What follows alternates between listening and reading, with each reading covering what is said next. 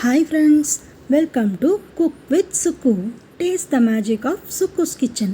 இன்னைக்கு நம்ம smooth and க்ரீமியான பனீர் பட்டர் மசாலா எப்படி செய்கிறது தான் பார்க்க போகிறோம். அதுக்கு நான் இங்கே 2 ஏலக்காய், 10 முந்திரி, ஒரு சின்ன துண்டு இஞ்சி, 7-8 பல் பூண்டு, 2 மீடியம் சைஸ் ஆனியனை இந்த மாதிரி தின்னாக ஸ்லைஸ் பண்ணி வச்சுருக்கேன். 2 மீடியம் சைஸ் தக்காளியையும் இந்த மாதிரி கட் பண்ணி வச்சுருக்கேன். ஃபர்ஸ்ட் நாம் இதுக்கு ஒரு பேஸ் கிரேவி ரெடி பண்ணிடலாம். பேன் அடுப்பில் வச்சு சூடானதும் 1 டீஸ்பூன் பட்டர், 2 டீஸ்பூன் ஆயில் சேர்த்துக்கலாம். இந்த பட்டர் மெல்ட் ஆனதும் இதில் நம்ம எடுத்து வச்சுருக்க ஏலக்காய், இஞ்சி, பூண்டு, முந்திரி எல்லாத்தையும் சேர்த்துக்கலாம். அடுத்ததாக கட் பண்ணி வச்சுருக்க ஆனியனையும் இது கூட சேர்த்துக்கலாம்.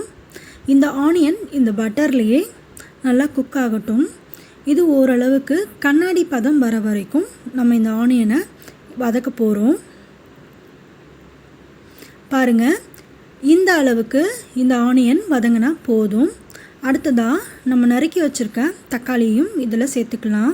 உங்களுக்கு வேணும்னா இந்த ஸ்டேஜில் நீங்கள் மெலன் சீட்ஸையும் சேர்த்துக்கலாம். அது கிரேவிக்கு நல்லா க்ரீமி டெக்ஸ்சர் கொடுக்கும். இப்போது இந்த ஆனியனும் டொமேட்டோவும் ஓரளவுக்கு குக் ஆனதும் ஒரு 1/4 டம்ளர் தண்ணி ஊற்றி குக் பண்ண போகிறோம்.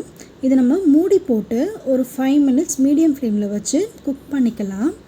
இந்த தக்காளி நல்லா சாஃப்டாக குக் ஆகி வரணும்.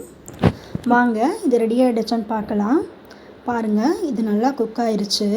இந்த தக்காளி பார்த்திங்கன்னா நல்லா சாஃப்டாக குக் ஆகி வந்திருக்கு. நம்ம இப்போது இதை ஆற வச்சு ஒரு மிக்ஸி ஜாரில் சேர்த்து ஒரு ஸ்மூத் பேஸ்ட்டாக அரைச்சி எடுக்க போகிறோம்.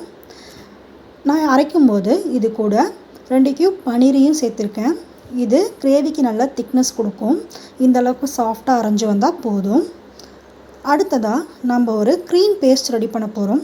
அதுக்கு 3 டீஸ்பூன் பால், 1 டீஸ்பூன் பட்டர், 1 டீஸ்பூன் மலாய் சேர்த்துருக்கேன். இந்த மாதிரி ஸ்மூத்தாக அரைச்சி எடுத்துக்கலாம். நம்ம கிரேவி இப்போ ரெடி பண்ணிடலாம். பேன் அடுப்பில் வச்சு சூடானதும் 2 டீஸ்பூன் நெய், 1 டீஸ்பூன் பட்டர் சேர்த்துக்கலாம். பட்டர் நல்லா மெல்ட் ஆனதும் 1/2 டீஸ்பூன் தனி மிளகாய்த்தூள் சேர்த்துக்கலாம். பச்சை வாசனை போனதும் நம்ம அரைச்சி வச்சுருக்க பேஸ் கிரேவியும் இதில் சேர்த்துக்கலாம். தண்ணி ஊற்றி கிரேவியை அட்ஜஸ்ட் பண்ணிக்கலாம். இப்போது இந்த கிரேவிக்கு தேவையான உப்பும் நம்ம இதில் சேர்க்க போகிறோம்.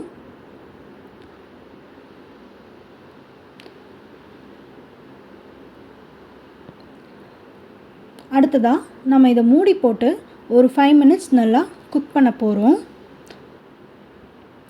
பாருங்கள், இந்த கிரேவி நல்லா ரெடி ஆகிடுச்சு. அடுத்ததாக நம்ம க்யூப்ஸாக கட் பண்ணி வச்சுருக்க பனீரையும் இதுக்குள்ளே சேர்த்துக்கலாம். இந்த பனீர் குக் ஆகிற வரைக்கும் மூடி போட்டு குக் பண்ணிக்கலாம். பாருங்கள், பனீர் ரெடி ஆகிடுச்சு. நெக்ஸ்ட் இதில் 1/4 teaspoon garam masala, paneer butter masala mild ஸ்வீட்னஸோடு இருக்கும். அதனால் 1 டீஸ்பூன் சுகர் சேர்க்க போகிறேன். நீங்கள் சுகருக்கு பதிலாக ஹனி கூட சேர்த்துக்கலாம். கடைசியாக 1 டீஸ்பூன் கசூரி மேத்தியையும் இந்த மாதிரி சேர்த்துக்க போகிறோம். ஃபைனலாக நம்ம அரைச்சி வச்சுருக்கோம் இல்லைங்களா க்ரீம் பேஸ்ட், அதையும் இதுக்குள்ளே சேர்க்க போகிறோம். ஃப்ரெஷ் க்ரீமுக்கு பதிலாக நாம் இந்த க்ரீமை வீட்டிலையே செஞ்சு சேர்த்துக்கலாம். இப்போது ஸ்டவ் ஆஃப் பண்ணிவிட்டு 1 டீஸ்பூன் பட்டரை இது மேலே போட்டுட்டிங்கன்னா அவ்வளோதாங்க, சூப்பரான பனீர் பட்டர் மசாலா ரெடி. நீங்கள் இதை சப்பாத்தி, பூரி, பரோட்டா, தோசை எல்லாத்துக்கூடவும் சைட் டிஷ்ஷாக வச்சு சாப்பிடலாம். நல்லாயிருக்கும். வீடியோ பிடிச்சிருந்தா ஷேர் பண்ணுங்கள், லைக் பண்ணுங்கள், சப்ஸ்கிரைப் பண்ணுங்கள். தேங்க்யூ.